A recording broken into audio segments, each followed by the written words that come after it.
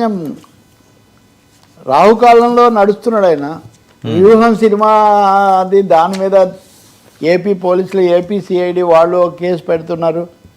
YCP మీద జరిగే దాడుల్లో భాగంగా ఆర్జీవీని కూడా వాళ్ళతో కలిపి పెట్టడము, ఆ డిజిటల్ కార్పొరేషన్తో చేసుకున్న ఒప్పందం, ఇవన్నీ వాటి మీద ఇదంతా ఉంది. ఈ సమయంలో ఇది రావడం ఆర్జీవీకి ఎదురు దెబ్బే ఖచ్చితంగా.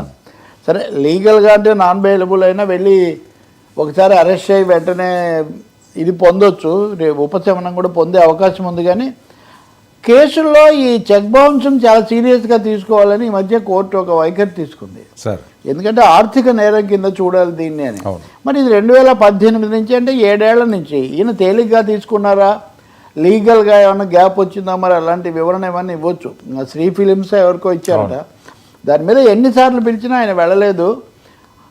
కొంత ఆర్థిక సమస్యలు కూడా దీనికి కారణమై ఉండొచ్చు. ఇట్లాంటి కథలన్నీ కూడా వినిపిస్తున్నాయి.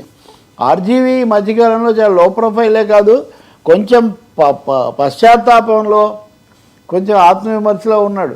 ఈ మధ్య ఆయనకు ఆ సత్య, అప్పుడు జేడీ చక్రవర్తి, మనోజ్ బాజ్పేయి మొదట వచ్చిన దాంట్లోనే కదా సత్య పెద్ద సంచలనం. సత్య సర్కార్ కంపెనీ ఇట్లాంటివన్నీ. అసలు అది తీసింది నేనేనా, అలాంటివి తీసిన వాడిని నేను ఇలాంటి పరిస్థితికి ఎలా వచ్చానని ఆర్జీవీ దాదాపు చాలా పశ్చాత్తాపంగా మాట్లాడాడు అని మీడియా అంతా విస్తృతంగా చెప్పింది. ఆయన మాట్లాడాడు కూడా మీడియాతో సూటిగా.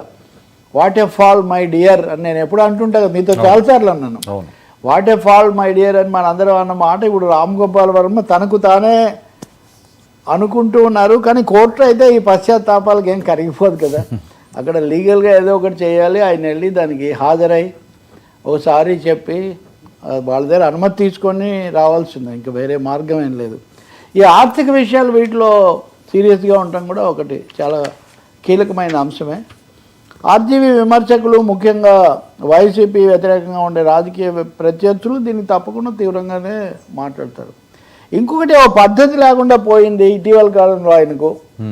ఎంతో కొత్త నూతనత్వంతో ప్రయోగాత్మకంగా ప్రకాశించిన దర్శకుడు తనకు తాను ఆ తీవ్రత తగ్గిపోయి ఒక ద్వితీయ శ్రేణి సెకండ్ ర్యాంకుకు తగ్గిపోయాడు, థర్డ్ ర్యాంకుకు తగ్గిపోయాడని ఇప్పుడు ఆయన కూడా అన్నారు. కాబట్టి అక్కడికి వెళ్ళి ముందు యాంటిసిపేటరీ బెయిల్ అరెస్ట్ అయ్యి తీసుకోవాలి, లేదా కోర్టు దగ్గర అయినా క్షమాపణ పొంది బెయిల్ తెచ్చుకోవాలి.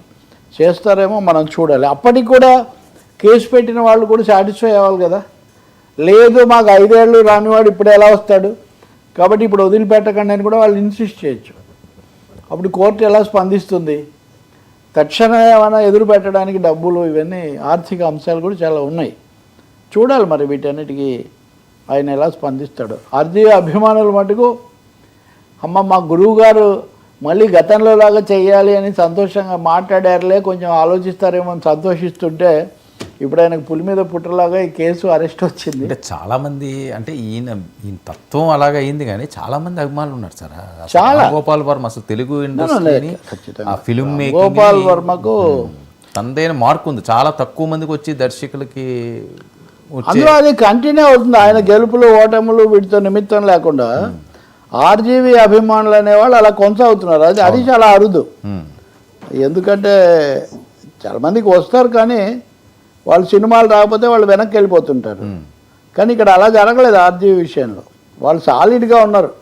ఒకవేళ మనం ఏమైనా మాట్లాడితే కూడా వాళ్ళకి కోపం వస్తుంది, మీరు ఏమనుకుంటున్నారు ఆర్జీవీ ఇది అని.